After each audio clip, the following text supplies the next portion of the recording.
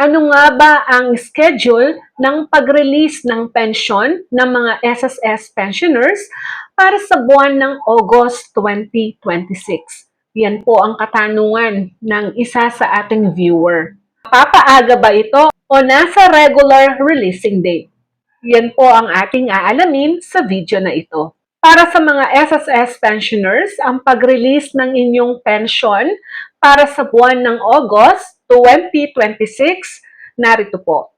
Para sa mga first batch pensioners o yung mga pensioners na may date of contingency na 1 to 15, mapapaaga ang pag-release ng kanilang SSS pension. Dahil lang August 1 ay pumatak sa araw ng Sabado. Pag ganito, crediting date ng pensyon ay mapupunta sa araw ng Biyernes, July 31, 2026.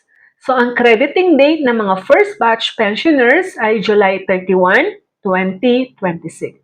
Para naman sa mga second batch pensioners o yung mga pensioners na may date of contingency na 16 to 30 o 31, ang kanilang pensyon ay pareho ng first batch, makukuha din nila ito ng mas maaga. Dahil ang August 16 ay pumatak sa araw ng linggo, mapapaaga ang pag-release.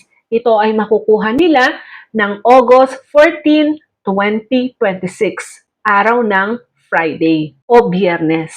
Reminder lang po, lagi ko itong sinasabi every time na gagawa po tayo ng video monthly kung kailan ang releasing date o crediting date ng SSS pension ng ating mga pensioners.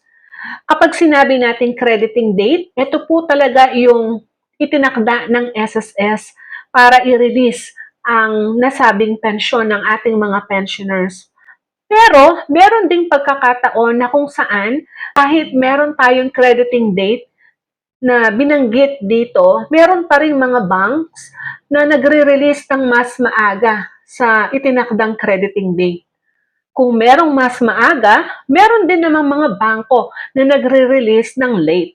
Kung na-late lang po ang inyong SSS pension, darating naman yan like after 1 day, 2 days, 3 days, maximum na to. Pero yung mga may problema, like yung mga hindi nag-act of compliance, so talagang hindi muna darating ang inyong pension para dito. Talagang matagal na at hindi dumating ang inyong pension, pwede kayong magtanong sa mismong disbursement bank ninyo kung ano yung nangyari.